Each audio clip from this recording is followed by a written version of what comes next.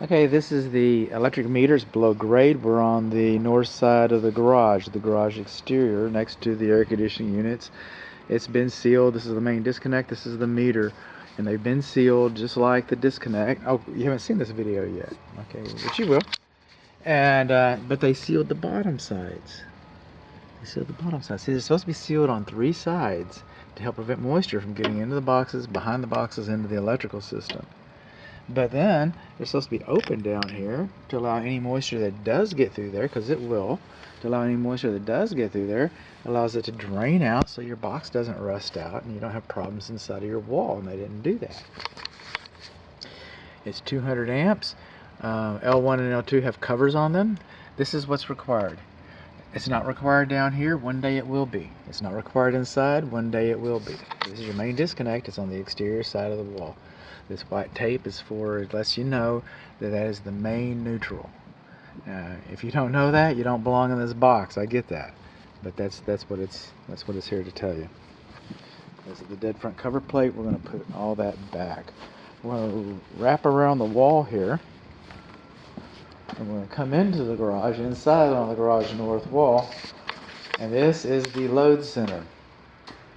Now, let's see here. What is this? Test monthly. To install or remove the backing paper attached to the label to the inside of the load center. Remove dirt from surface before attaching the label. So I guess they didn't bother to stick this label on. Okay. Where did you want this? On the backs, on the inside of the load center panel board. Okay, you can put that anywhere. And I'm going to use this as an example. Doing the electrician's job for him. Alright. The reason why I'm doing the electrician's job is there's supposed to be another label inside of this panel.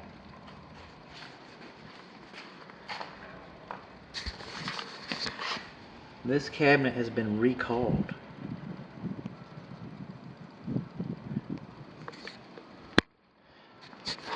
The manufacturer, there were so many of them out here, you know, that the manufacturer came up with a factory approved method. Let me just make sure that I'm not getting this straight here.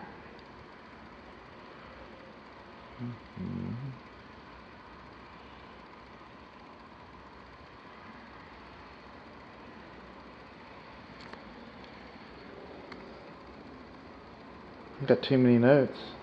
It was in 2019. Oh, there it is. Duh. So we got QOC 30. CQ. No, it's just Q. OC 20, 24, 030, UF. Right there. And a message from our sponsor. Okay. So it's been recalled.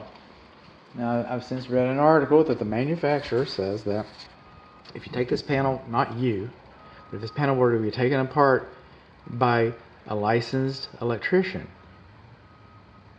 and the connections are torqued down properly, so apparently things weren't happening in the factory where things were torqued down properly, then there is an approved circular notice, colored, I think it's a blue or a red circular notice, and whoever torqued it down signs it or initials it and dates it when this panel was fixed to factory specifications.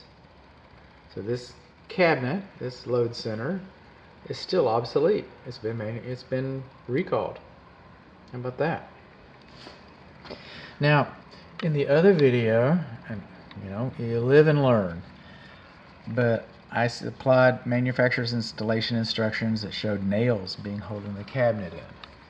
And I like to take this opportunity to walk that back, because I've seen other cabinet manufacturers where they had illustrations of screws. And this is probably what I see is like window installations, is where they leave it up to the installer. So I would like to walk that back. I'm sure that I made note of it. And so eat a little crow here. I'm a crow eater. It happens. But one thing I'm not going to change my mind about it, you're not supposed to have more than 1/8 of an inch gap between the cabinet and the wall. You're not supposed to have more than 1/8 of an inch gap between the cabinet and the wall. If there's a fire in the cabinet, God forbid, the dead front fits right over this. This gap, the fire comes out, burns up all your stuff. Now we do not require protective booties on L1 and L2 in here. We will one day, but it's not a lot required. It's only required back when I showed you those originally. This is where the UFER is, and we'd have to rely on my notes from the previous inspection. We've got another ground over here. It's bonding for the gas piping to the electrical system. Okay. But you know what we don't have? It doesn't say where it was bonded. The bonding location is not labeled in here. Also, this screw was missing. I don't know what it did was. 1, 2, 3, 4, 5 screws. 6 screws go here. Cabinet's missing a screw. I don't remember if that was from the original one or not. This is our energy notice statement. And again, I don't know if that was posted before or not. But there it is. And we have it. And this is the register. This is the register for our circuit breakers. We learned that our air conditioner was properly fused, 30 amps. Our condensing unit, excuse me. We learned that our clothes dryer is GFCI protected. Yay! Okay. So, you know, the register is important for reasons. It's supposed to be printed. See where it says danger? See where it says warning? See where it says energy efficiency certificate? See where it says 221511? See where it says recall number QOC30UF? That's printing. See where it says UL listed and square D? That's printing. This is handwriting.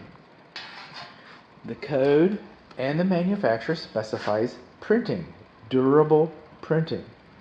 That wasn't done right. It wasn't done right. So what did we learn? We learned that the bottoms of our meter disconnect, and the disconnect boxes were improperly sealed. We learned that we're missing a screw on our dead front cover plate. We learned that we've got printing inside the cabinet. We learned that this cabinet has been recalled, but there is an exception if a certified electrician, a licensed professional electrician, would take this apart, torque down the parts, put a special notice inside of the cabinet with his name and the date that it was corrected, and that has not happened. We learned that we've got a gap in our cabinet that's more than 1/8 of an inch.